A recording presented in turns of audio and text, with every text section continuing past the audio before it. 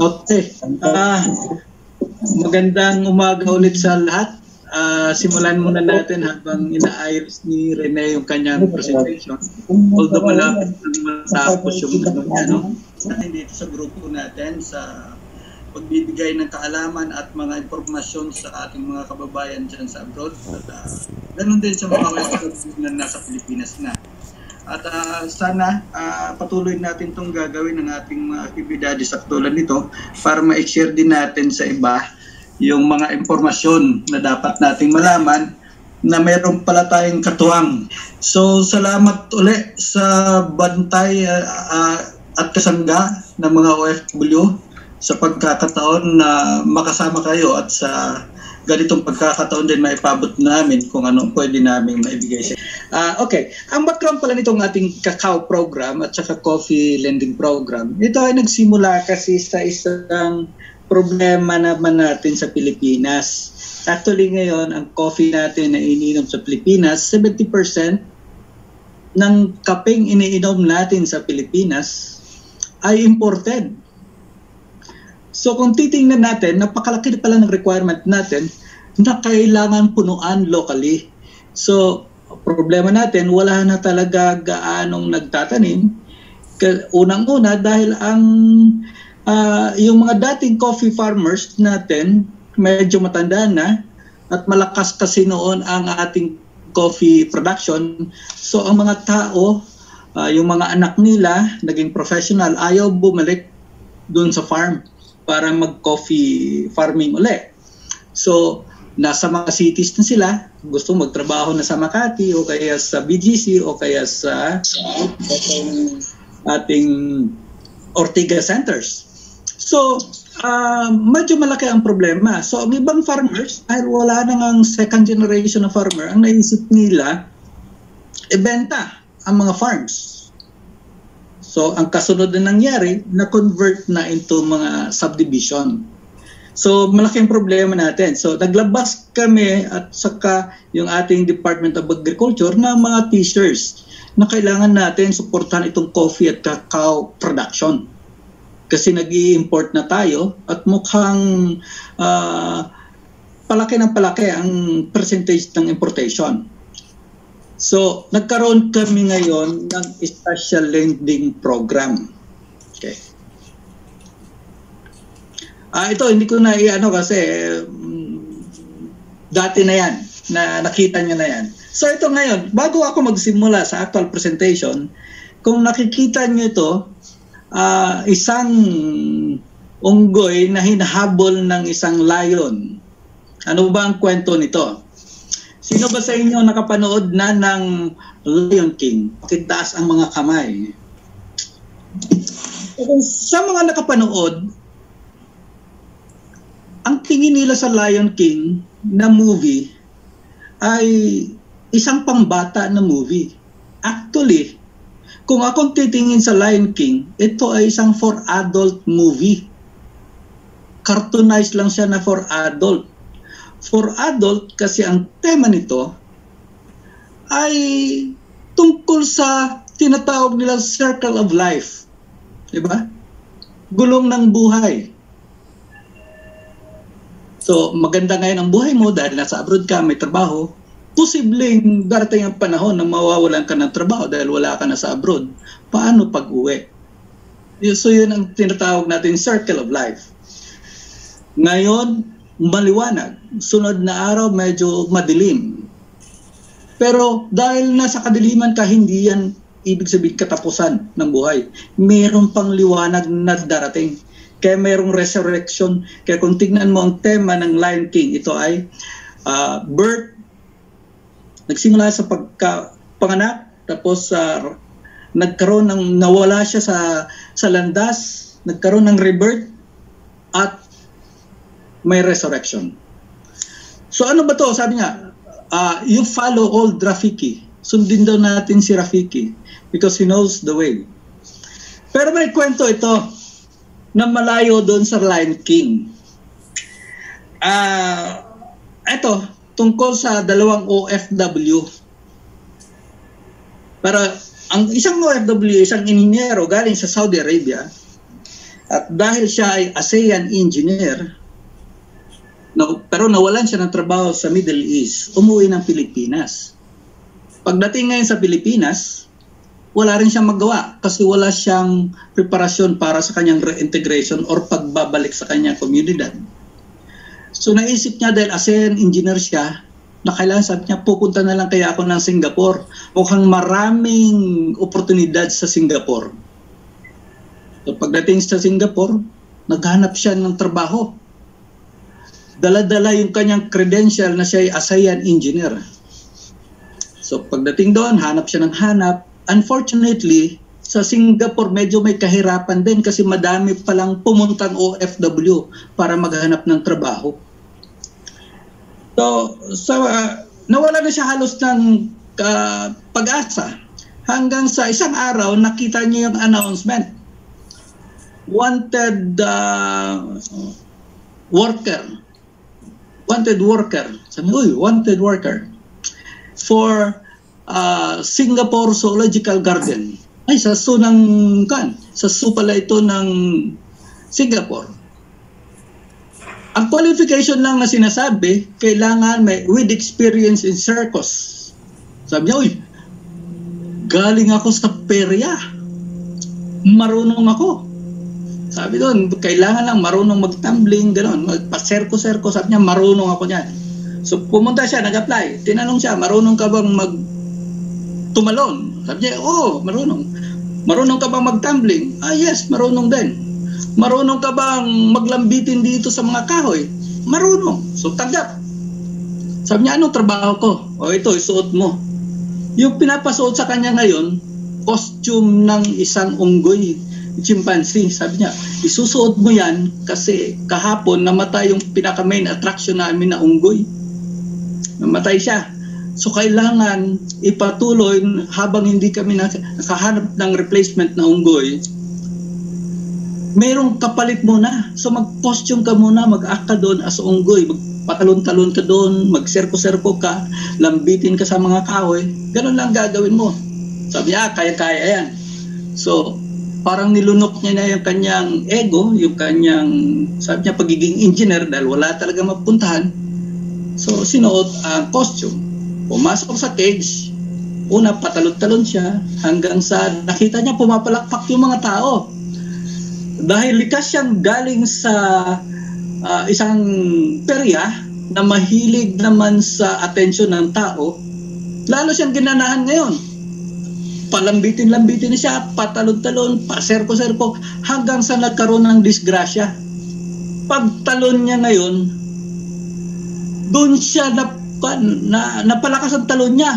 Nalipat siya sa isang cage. Nandun ang layon. Nung makita siya ng layon, lapit kaagad ng layon. Sabi niya, ano ng layon? So, nataranta siya, hindi niya alam ang gagawin. Sabi ng layon, inamoy-amoy na siya. So, nanginig na siya. Ngayon, paglapit ng layon, talagang parang magkakainin na siya, bumulong ang layon. Pare, tumakbo ka lang. Huwag kang magpahalata. Mahirap maghanap ng trabaho. Yung pala, kaopisina niya dati yung naka-costume din ng layon. Talagang ang hirap pala ng buhay pag wala tayong preparasyon. Baka matulad tayo kay Rafiki at saka sa layon. So, kailangan may preparation tayo. Ngayon, dahil may programa tayo sa gobyerno, na suportahan din natin itong ating, suportahan natin ang ating sarili, dahil may suporta naman gagawin. Ito ngayon ang isa sa mga suportang pwede natin pakinabangan. Tuloy natin. Mayroon tayong Kakao program ngayon, Kakao 100 program. Ito, ang kuwan namin dito, ito yung tinatawag namin Credit Assistance for Kakao, Agribusiness Entities and Other Organization 100 program. Noong isang araw, sa Korea, nagkaroon din kami ng webinar. Nag-invite kami ng mga successful kakao farmer para magbibigay sila ng testimonya at medyo tulong. Pero ngayon medyo mahirap kasi mag-imbita sa kanila. at dahil medyo busy sila, so i-present ko muna yung programa natin. Ano bang mechanics nitong programa to? Sino ang eligible? Ang eligible nito ay mga small farm holders, yung maliliit na mga farmers.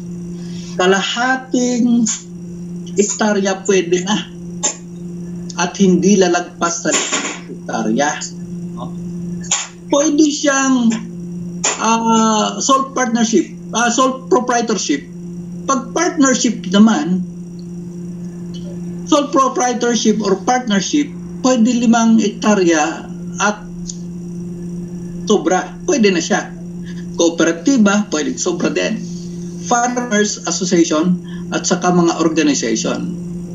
Binigyan din dito ng pagkakataon yung malalaking business. Kasi meron naman kami dati na suportahan ito ng mga farmer na lumaki na ang kanilang business. Meron na nga nag-export ng mga kakao ngayon. Kasi sa atin naman ang medyo kakao, hindi masyado tayo mahilig sa kakao, ano, sa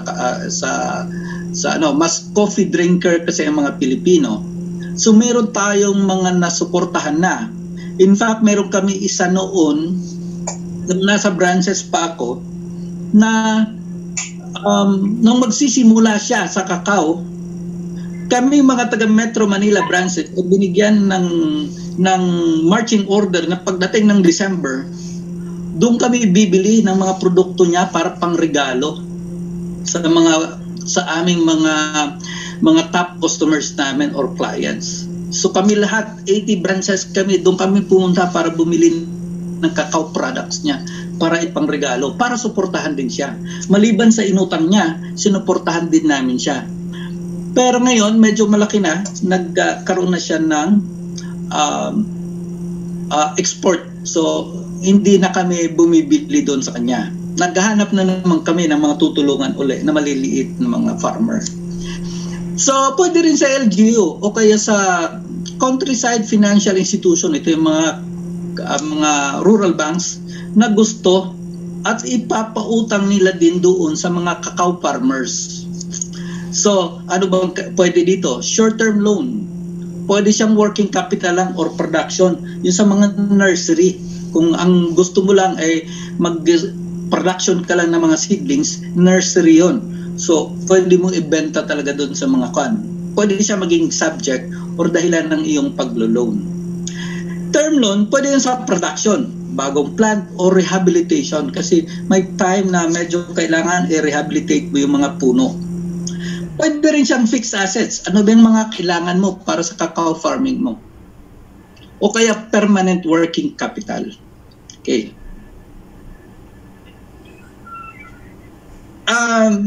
Meron kaming tinatawag risk asset acceptance criteria kasi risky din ito, no? So kinakailangan namin na pag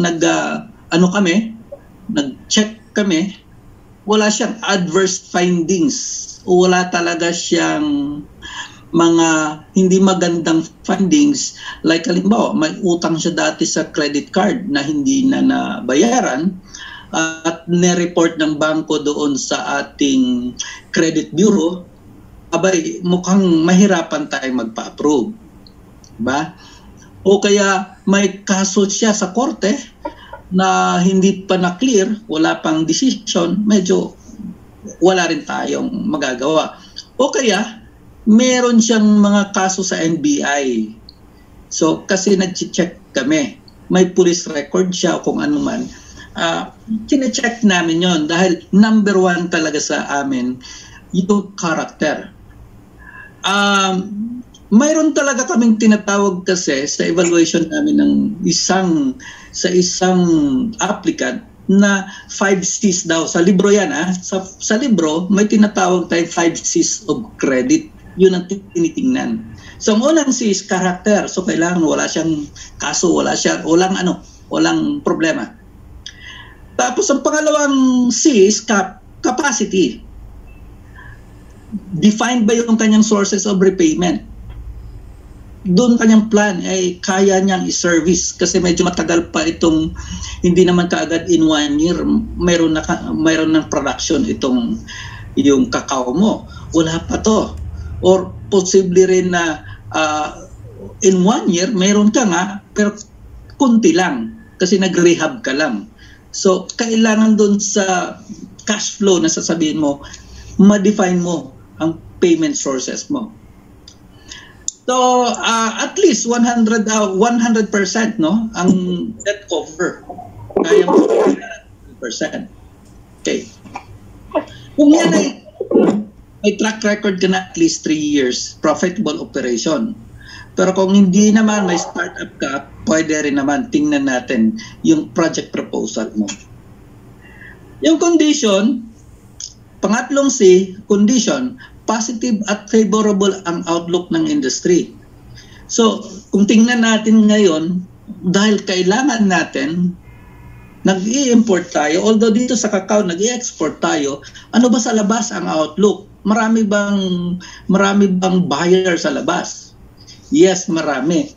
Kasi tayo nga ngayon, nag-i-export tayo, mostly yung isang client namin noon, European ang kanyang target Kasi ang Europe, ano sila, chocolate milk drinker sila. Marami sa kanila ang may gusto na uminom ng chocolate milk rather than coffee.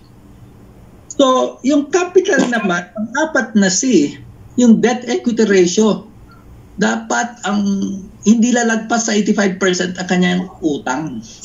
No? Hindi lalagpas. Kung start up, ibig sabihin, at least meron kang 15% na puhunan bago kami papasok at a maximum of 85%. Kung other businesses naman yan, dapat 20% ang equity mo. 80% naman ang participation ng bank. Ganun yung ating criteria sa pag-accept natin ng risk pag kayo ay pinapautang. Yung panglimang C, ay panglimang C, yun ang pinakalas namin kasi hindi naman kami interesado doon, yung collateral. Kaya tawag natin dito 5 C's of credit, pero yung panglima, hindi kami masyadong interesado.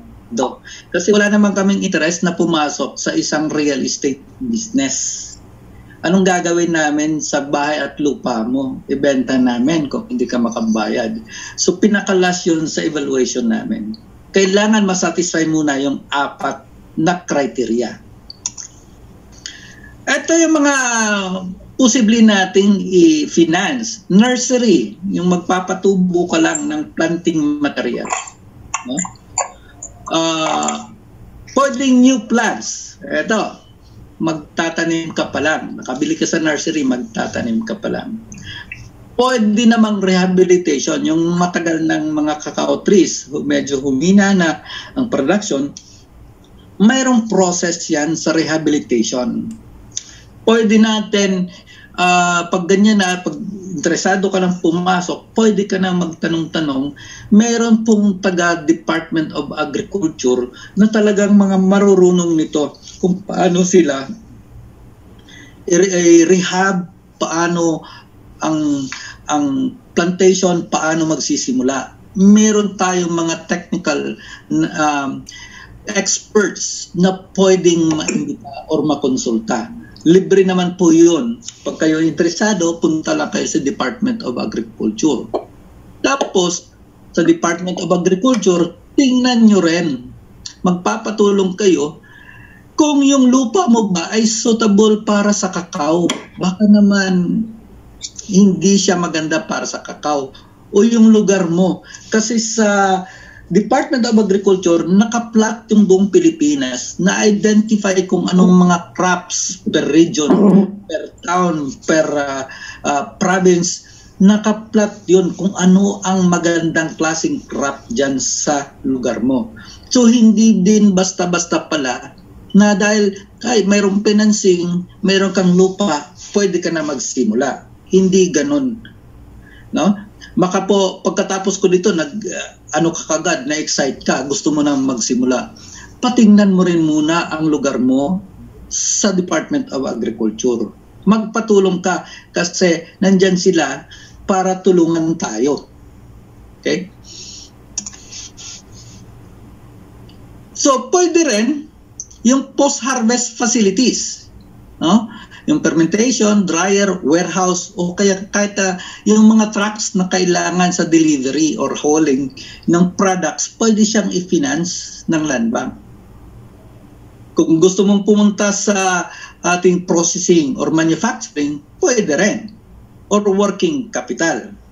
Ba? Eto, tingnan nyo, meron tayo naka-display dito na mga fermentation boxes. Yan. Malaki din ang gastos niyan. Yung drying, warehousing, or stocks. Dito, nakikita natin, ito yung famous ngayon na Malagos chocolate. Galing sa Pilipinas yan, sa Davao area. Nasa boundary ng Davao at Bukidnon yan. Dati sinuportahan din namin ito. May year na ang Land Bank mismo, yung corporate namin affairs, ay halos binili ang kanyang buong production for November and October para inano namin para maipangregalo, para masuportahan siya. Ginawa din namin pangregalo to. Pero itong Malagos Farm, buong Land Bank mismo ang bumili sa kanya. Ilang branches kami? 400 plus. Para lang siya matulungan. Kasi yung kanyang production, dumating sa puntong kailangan na talaga ng commercial na sales. Malakihan. So, binili namin ang production niya 2 months para huli, mabigyan siya ng pagkakataon talagang lumaki. So, yan yung isa sa mga namin sinuportahan. Okay?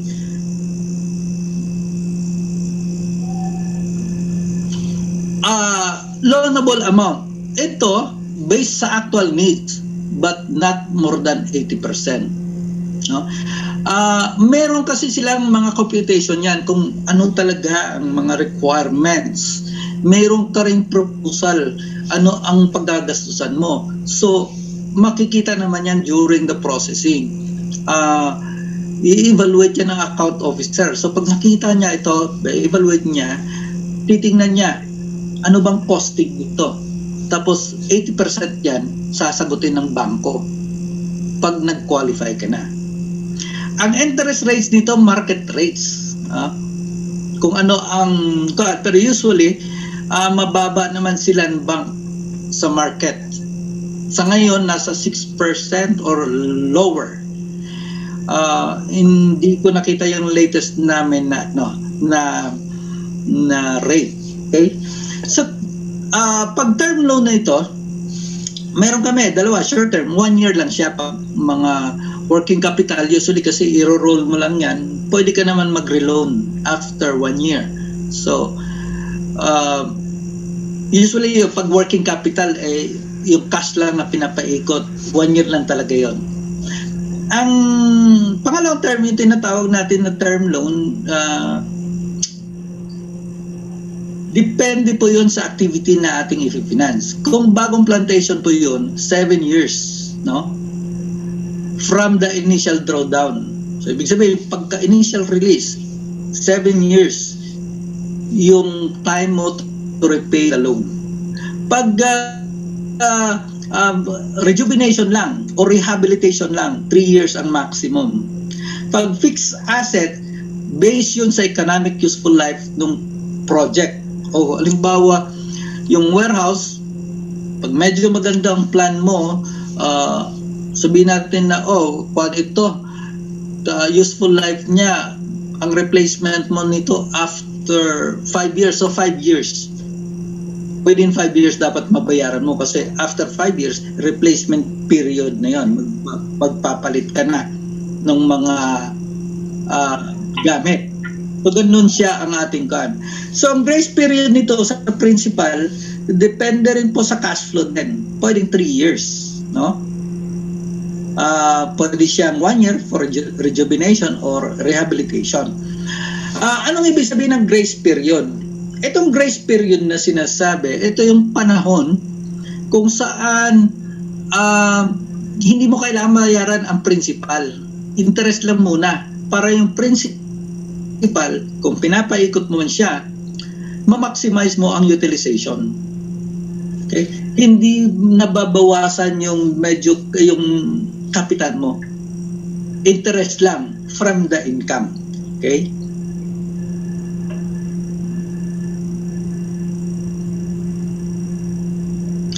So, yun ang sa kakao natin. So, sa coffee financing natin, ito naman for coffee industry stakeholders, ano? Unfortunately, malaki ang ating budget dito, pero 5 lang ang borrower, no? Medyo malaki pa ang balanse. So, hindi dahil sa kukonti talaga hindi dahil sa medyo strict yung evaluation, pero dito rin dahil sa, yun nga sabi ko kanina, kukunti na lang talaga ang interesado na mag-coffee farm. Marami nang naging subdivision sa may Batangas area kung saan maganda sana ang ating coffee production. Karamihan ay naging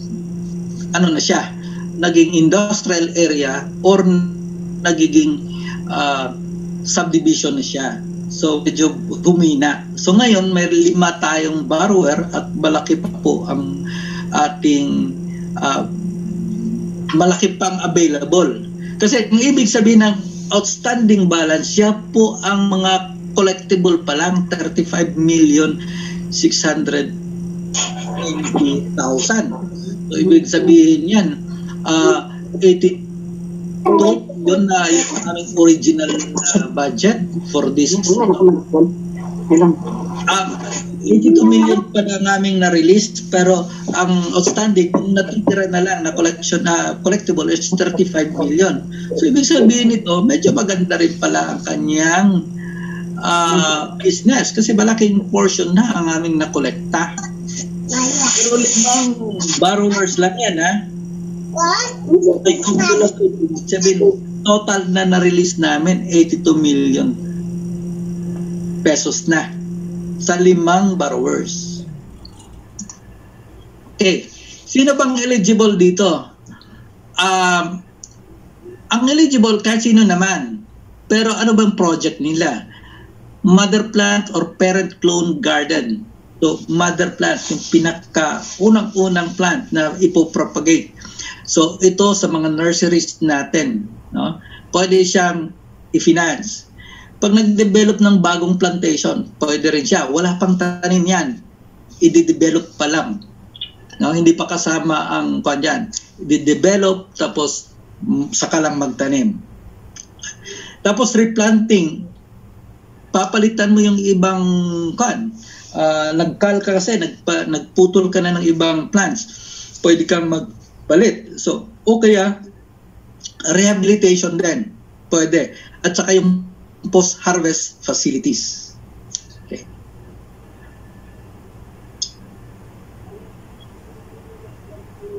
Ang interest rate nito, ganun din.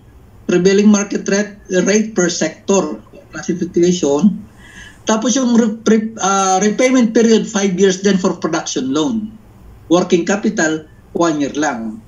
Yung evaluation process, kapareho lang sa kakao, yung 5 C's din ng credit. No? Yung grace period, pag bago ang tanim, 2 years. No? 2 years talaga siya. Pero kung rehab lang, up to 2 years. Ibig sabihin, pwedeng shorter. Depende po sa evaluation. Pag fixed assets, gaya din nung sa kakao, depende po sa kung fixed assets pala dito, ang basis naman dito, projected cash flow. Kung ano ang pasok ng pera at labas ng pera. Titingnan doon, paano ka makapagbayad ang isama pa sa expenses mo? Mabayaran mo ba? So kung hindi mo mabayaran in 2 years, i-adjust siya. Kasi titingnan natin ang cash flow ng business mo. Okay? Mayroon akong i-share sa inyo bago ako magtapos dito, no? Kasi ito, kailangan din kasi sa business natin, no? Ito ay kwento ng isang lalaki na sabi niya, he's about to go into shower, tapos yung wife niya is about to finish the shower.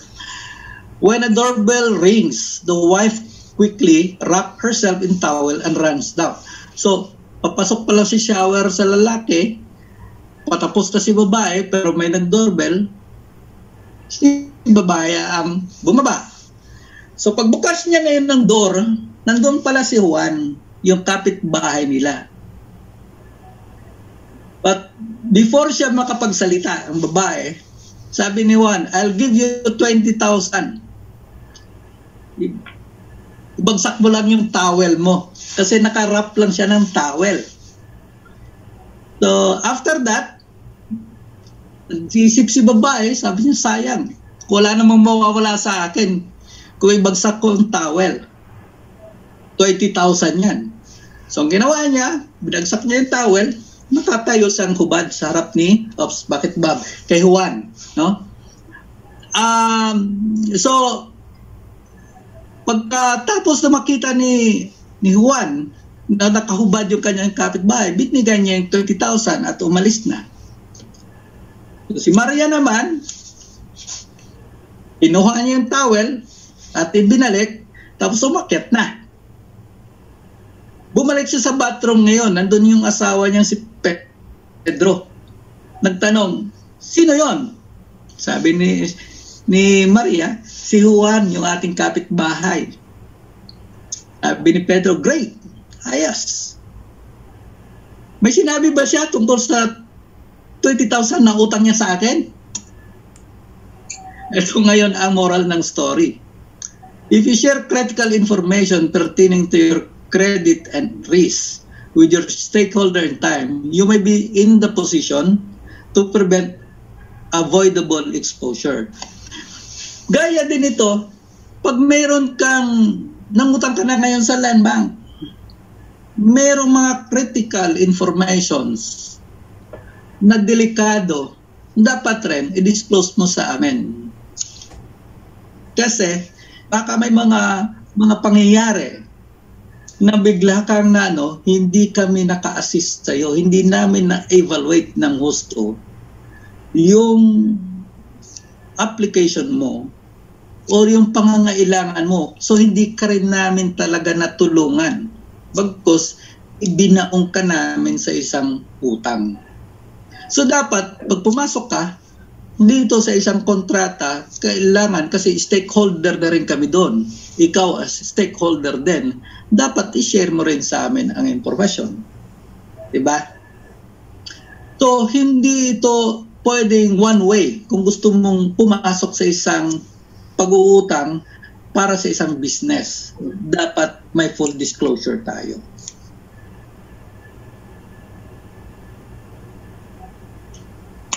So, mayroon kami mga social media ngayon. Paki-like lang muna ninyo yung aming landbank.com. Yung Landbank official namin nasa social media namin, Facebook, at saka meron din kaming Twitter. Okay? Ito yung address namin, Landbank Plaza sa Manila, sa Malate. Okay? Yan ang building namin sa Manila. Malapit lang kami sa Ross Boulevard, so imposing namin yung building, makikita nyo ang aming building kung kailangan nyo ng aming suporta. Sa mga regions, meron kaming mga lending centers. Marami pa kaming binubuksan na lending center na pwedeng tumulong sa inyo tungkol dito sa mga produktong to. Salamat sa pakikinig. Okay. Balik sa inyo. Maraming salamat po, Sir Ariel. Sir Ariel, mukhang nakarelate yung mga Asian engineer natin kasi si Engineer Kenneth, Asian engineer din yan. Mukhang magtatalon-talon ako nito sa Kailangan may preparasyon, sir. So, i-off natin yung pag-share na kuhan. Pakitanggal na lang ako doon sa share. Mga tanong ngayon. Nandiyan na ba si Rene? Para kung may question, sige, mag-open forum tayo. Ano yung mga tayo? Question and answer muna tayo, sir.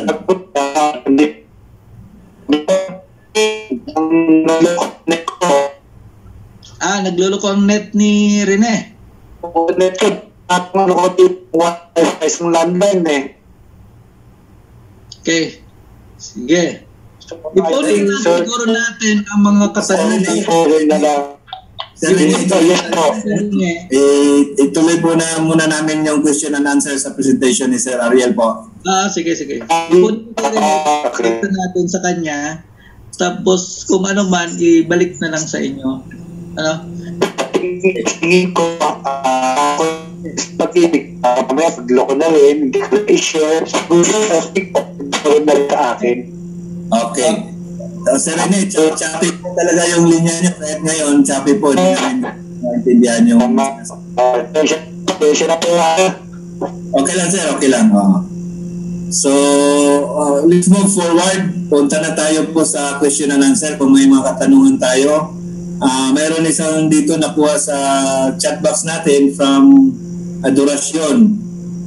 I'm not sure if question ito Sana yun ang unang bigyan ng pansin nating ahensya ng government na di naman lagi ma-short ang mga farmers, especially ang sa cocoa at coffee, kasi pagdating ng harvest ay mura ang bili ng buyer, pero pag i-shipment sa ibang bansa, dollar naman ang presyo.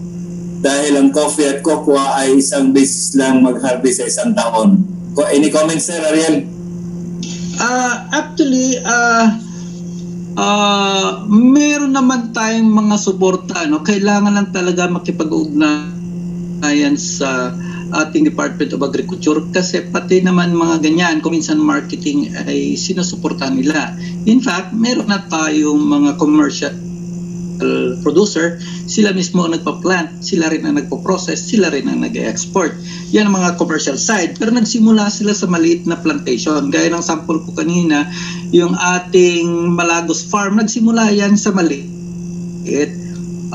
In fact, sinabi ko nga sa inyo, 2 years ago, ay binili namin ang 2 buwan niyang production. Diba? Binili namin. Meron din kaming isang, nung nasa branches pa ako, mga 10 years ago, sa may Quezon City naman, napakaliit na yung bahay niya, kinonvert na rin niya as tindahan at saka showroom ng kanyang mga produkto. Kami mga taga Metro Manila branches, 80 branches kami, mahigit, ay binigyan ng gan, suportahan natin to, bilhin natin ang kanyang produkto para lumaki siya. So, ngayon, nagma-market siya sa Europe. Hindi na namin siya kailangan suportahan para bilhin namin yung produkto niya. Kasi baka kinukulang na rin siya sa kanyang production. So, bumitaw na kami sa kanya. Kaya yung kasunod, yung Malagos, 2 years ago nga, talagang tinulungan namin siya ng gusto. Pero ngayon, look at Malagos, talagang grabe na rin ang production niya. Sa coffee, medyo ito nakakadismaya kasi tayo mismo nag-import 70% ang ating importation. So meaning, hindi ito tungkol sa, hindi na talaga to yung sinasabi natin, kailangan natin ang presyo na, kundi kinukulang na tayo Kinukulang tayo. So rather than importing, bakit tayo mag-ano? Kung makuha ninyo, mayroon isang sa Bukidnon, kung mahilig talaga kayo sa coffee, sa brewed coffee, merong mga 5 years or 3 years ago, may lumabas na production galing sa Bukidnon. Ang pangalan niya ay Monk's Blend. Monk's Blend. Ano ba itong Monk's Blend? Ito ay produkto ng mga monks sa Bukidnon. Nagsimula sila sa plantation, maliit na plantation, sila nagtatrabaho, hanggang sa later, nagpo-produce sila ng sarili nilang coffee, doon lang muna sa Bukidnon. Pag may mga bisita sila, yun ang ino-offer nila, hanggang sa naglabas na sila ng produkto, malay-balay, ngayon nakarating na sila sa Metro Manila. Bakit? Kasi, merong pangangailangan. At meron na silang packaging. Sino nagturo sa kanila ng packaging? Napakaganda ng packaging. Technology din na galing sa ating Department of Science and Technology. Yun din ang nagturo sa kanila. So kung titingnan mo, marami pala tayong ahensya na pwedeng lapitan. Hindi lang sa agriculture, pwede pa tayong pumunta sa para magkaroon ka ng market value. Kung baga, mayroon ka ng appeal sa market. Dati yung Monk's Blood, kuwan lang siya. Cellophane lang na, tapos i-roll lang nila, lagyan lang ng scotch tape o kaya stapler. Kasi doon lang nila binibenta mo na ang kuwan. Pero ngayon, ang ganda na ng packaging. Foil na siya, na mayroon na siyang makina na ginagamit para mag-seal, lahat na siya, na mechanized na yung kanyang production at yung kanyang commercial production. So, yung mga technology na yan available. Sino magtuturo? Nandun din yung agency natin. Pwede natin konsultahin. Nasa atin lang, ang problema natin kasi ngayon, hindi natin alam kung sino ang atin dapat konsultahin. Nandiyon na siya. Hindi natin alam. Diba? Yun ang gusto kong itanong, sir. Yun ang gusto kong itanong. Kanino tayo? Kung halimbawa, ako may area ko doon sa Mindanao na pwedeng gamitin. Pero zero pa ako doon sa paano ako magpunta, saan ako pupunta, saan ako kuha ng seedling, sino mag-aaral doon. Ang mangyayari, palipat-lipat ba ako ng mga tatanungin o mayroon tayong isang ahensya na isa lang siya na magbigay sa atin lahat, pati business? Sa una, ang una mong gagawin kasi, kung magsisimula ka kasi, unang-una, wala kang data. Pwede ba tong lupa ko? Pwede ba ang area ko sa coffee or cacao? So wala kang data. Baka may nakita ka, doon sa malapit sa bayan namin, mayroon doon nagtatanim. But is it really suitable yung lupa ko? Kasi baka yung lupa niya sa kabilang bayan, okay, for coffee or cacao, itong dito sa amin ay hindi pwede. Kasi mayroong may effect yung soil natin to minsan. Ini-examine din yan ng Department of Agriculture. Pero sa ngayon, may data na sila. Tapos na nilang ma-map, meron na silang map sa buong Pilipinas kung anong mga produkto ang pwede. So pwede ka muna magkonsulta doon. So may source of data ka na. Ngayon, pag okay ang lugar mo, nakuha mo na sa Department of Agriculture, doon ka na maghihingi ngayon kung anong technology. Sa kanila pa rin kasi agriculture yan eh. Sa kanila ka pa rin magtatanong. Kung minsan mayroon silang sa isang lugar mayroong tinatawag na Agricultural Training Institute or ATI. Nandun sa Agricultural Training Institute yung mga process or yung mga technology na kailangan mo doon sa yung proposal. Halimbawa yung coffee mo, ano bang klase, anong technology ang kailangan mo? Kahit kung minsan sa spacing lang ng pananim. Diba? Ako nag-try din kasi ako pero hindi ako sa nag-try ako sa mga fruit trees. Sabi nung nag-consulta na ako, sabi ko sa kanya, ano ba ang technology? Sabi niya, ganito, ang spacing, ganito, ganyan. Ang land preparation, ganito. Doon ko nalalaman na pag fruit trees, ang technology pala, ang pag-prepare pala ng isang lupa, kailangan mo munang, sa paghukay, mayroon style pala doon. Kailangan maghukay ka muna ng 1 meter by 1 meter by 1 meter cube ang paghukay. Tapos magtatanim ka ng maliit na seedlings. Sabi mo, parang ang laki naman yan ng huhukayin ko. Pero may process pala. Kailangan mo munang tabakan mo muna mga 6 inches na compost, tapos 6 inches na lupa, tapos kailangan mo siyang ipasink in mo muna kasi ang compost mainit siya para sa pananim. Pag nilagay mo kagad ang pananim, posible siyang mamatay in a short period. Ganon, may mga proseso. So, pinag-aralan ko rin yung sinasabi nila. So, nung nag-try ako, binigyan ko na yung instruction ng aking tao, sabi ko, okay, ganito, maghukay tayo ng ganyan-ganyan. ang spacing ganito, spacing ganyan. Sabi niya, kailan tayo maghuhukay? Sabi ko, tag-araw tayo maghuhukay. Sabi ng farmer, siya ang farmer eh. Sabi niya, sir, mukhang mahirap maghukay ng ano. Kasi kailangan natin tubigan yung ano, mahirap pagtubig. Sabi ko, hindi, maglagay tayo ng pump. I-pump natin ng tubig para diligin natin araw-araw sa preparation. Mas magaan maghukay pag tag-init kasi buhaghag ang lupa. So madali. Ang problema lang kasi, para mag-sink in pala, bumaba yung compost at saka lupa, kailangan basain mo araw-araw. After na nakita mong bumaba na siya, mga 2 or 4 na pulgada bumaba na, tambakan mo naman uli ng lupa hanggang sa ang maiwan na lang 1 foot saka mo ilagay ang one. So may technology. So, Itatanong mo lang, mo siya, ready siya. Sa DA pa rin tayo magtatanong. Paano? Sa DA. Minsan ang DA. Kasi may malapit sa amin na Agricultural Training Institute. Doon ako nagtanong sa mga tao doon. Nagtanong ako kung paano ang proseso. Ganun ang style eh. Hindi mo kailangan magtanong-tanong doon sa mga nagkukunwaring expert.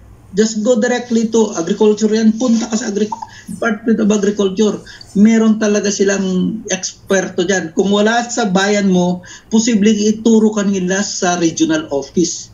O kung may malapit na yung sinasabi ko nga, Agricultural Training Institute, pwede siya Tapos yung mga state universities natin, merong mga extension projects yan. Pwede ka rin nilang ituro doon sa mga agricultural universities natin na government. Kasi doon ko rin nalaman na bawat pala lugar na may agricultural university or college of government, meron siyang specialization. Depende sa lugar. Merong isang agricultural institute or university tayo sa Pilipinas, sa isang lugar, na although lahat ng klaseng agri courses ino-offer nila, pero mayroon silang specialization para dyan sa lugar. Meron tayong tinatawag na mga industrial crops, mayroong large animals, may small animals. Yun ang mga ini-specialize ng bawat university natin. Okay, so angkop din yun sa lugar ayon sa pag-aaral ng ating Department of Agriculture. Like example, Cotabato, sa lugar ng misis ko, nandun yung USM, University of Southern Mindanao. Ano ba ang kanyang specialization? Industrial crops. Kasi yung lugar ng Cotabato is suitable for rubber, mga orchard, yung mga fruit-bearing trees, mga ganun. So ang specialization nila doon is industrial crops. Diba? Bukidnon. Ano ba yung sa Bukidnon? Yung CMU na tinatawag, Central Mindanao University. Meron siyang large animal ang kanyang specialization, pero nag-offer siya ng lahat ng kurso sa agriculture. Bakit large animal ang kanyang specialization? Because ang Bukidnon is napakagandang lugar para sa mga baka or sa rancho. So naaangkop lagi yun sa lugar. So, kung natin bakit ganito, may ganyan. May plano kasi na pag-aralan kung saan ilagay itong mga universities na to ng government na agriculture. Talagang angkop doon sa lugar ang specialization. So, pwede ka rin magkonsulta kung mayroon silang mga extension offices. Okay. Lahat ng consultation dyan, may referral ka lang sa DA, libre, wala tayong babayaran. Pagdating sir, bigyan natin yung baka may magtatanong. Any other kung may gusto magtanong? May katanungan po kayo regarding sa plantation project? Meron po sir. Sir Renan, sir, mas na po, yung bang plantation ng yugan, tsaka pwede po siyang taniman ng kakao? Yung plantation po ng coconut tree. Kaya nang sabi ko na-identify kasi may study na si Department of Agriculture. Depende po sa lugar kung pwede siya. Kasi kung pag-usapan natin ang agriculture talaga, kung anong mga klaseng technology, ay hindi rin ako eksperto sa mga bagay na yan eh. Kasi ang aking kurso ay business, no, accountancy, at ang basic ko pa, yung first 3 years ko is engineering, so medyo wala tayo sa agriculture, no? Pero meron sila sa online paniligan. Hindi ko lang alam kung paano check yung app nila. Kasi po yun sa amin dati po siyang spot area sa coconut tree ng Department of Agriculture during 1970s. Ngayon, ilang taon na rin nakakalipas. Kokoped pero, sila. Opo, kokoped po siya. Ibig sabihin, magdadagdagan lang po yung, kung tataniman ko po siya ng kakao, magdadagdag lang po ako ng plantation. Maingay po yung dating niyo po, manarinig namin background sound niyo po. Refer mo yan sa Agriculture, Department of Agriculture na malapit sa inyo. I-refer mo siya yung tanong mo kung pwede. Kasi hindi ko alam kung pwede. But I will try tanungin ang agriculture kung paano siya ma-identify kasi alam ko may map sila eh. Okay? Sige, next question. Hello, Sir Hernan. May tanong pa po kayo? Bali po dito sa natin kung magano po ako sa Department of Agriculture tapos sa mga agriculturists kasi hindi ko kasi yung ng kakao sa pagdating sa pagpupunda ng kakao, kung meron siyang makukuhanan o meron talaga ang program ang Department of Agriculture pagdating po sa kakao. Kasi ang lang po namin, coffee pa lang po kasi ang alam namin na ng Department of Agriculture pagdating po sa Region 3. Region 3, dito sa may Bulacan area? Bali, Bataan area, Bulacan, Pampanga, yun po siya eh.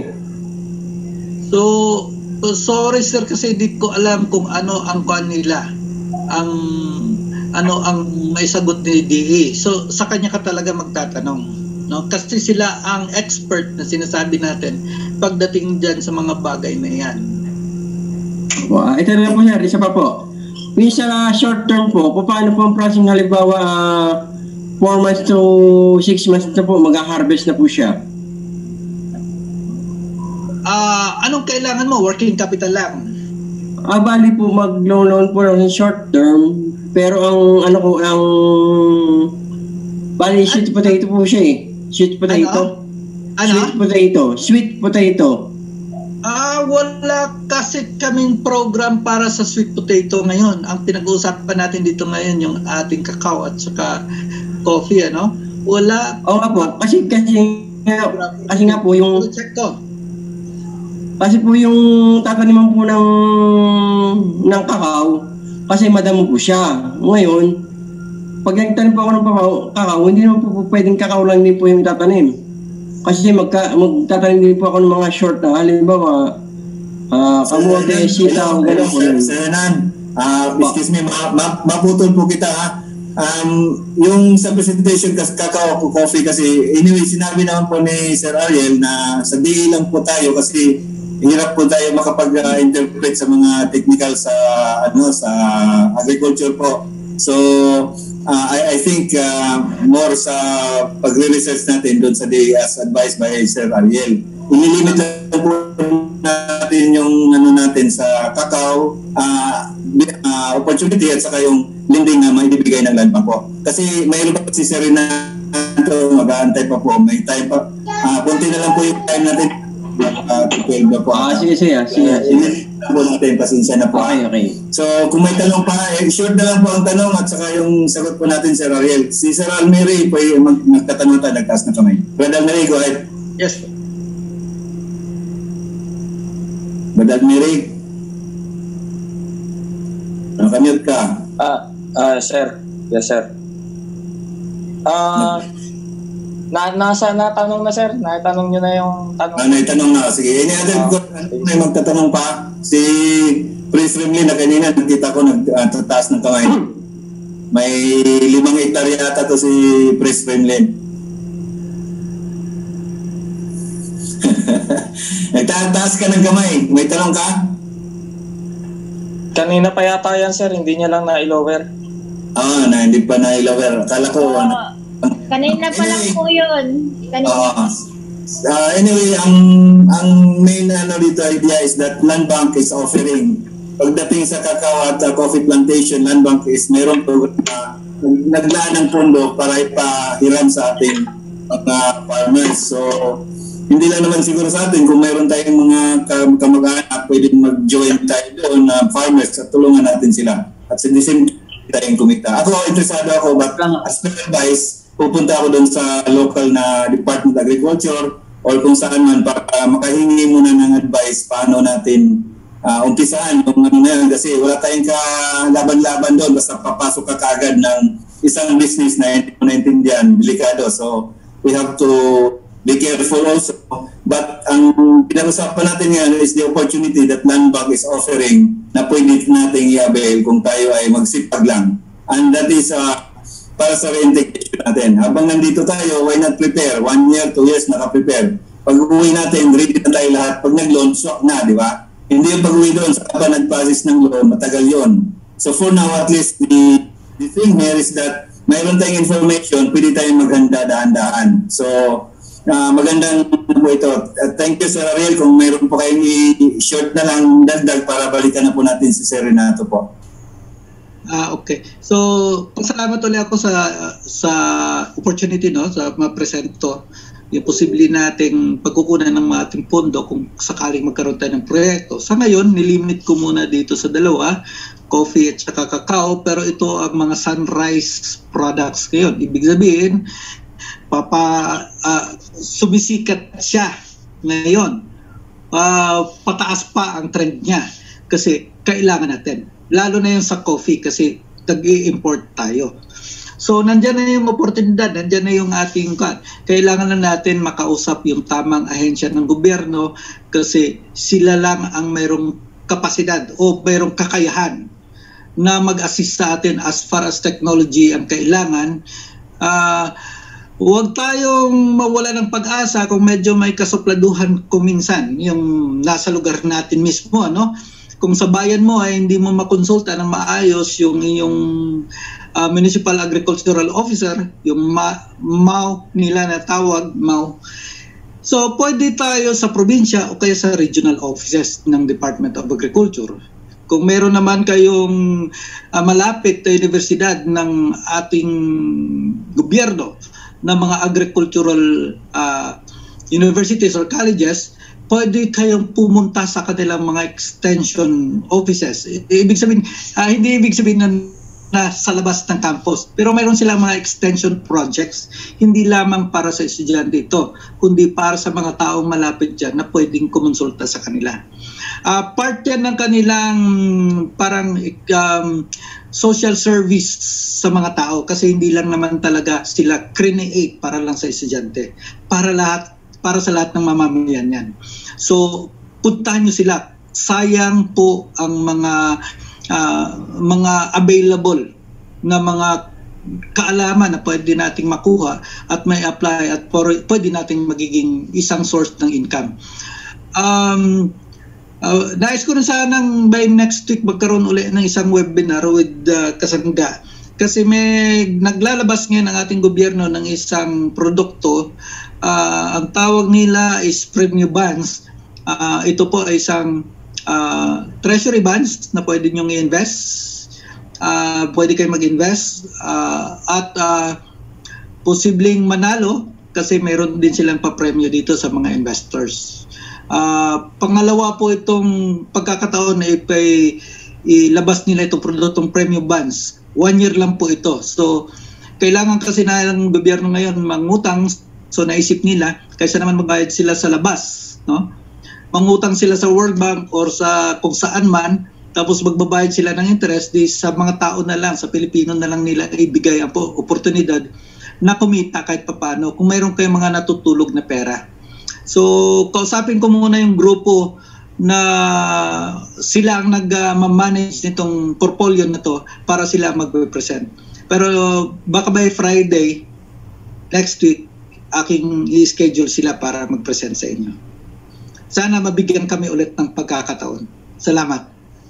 Salamat Sir Ariel. So, anything na pwede natin ma-share natin mga kababayan para sa mga community na yun, welcome po Sir Ariel.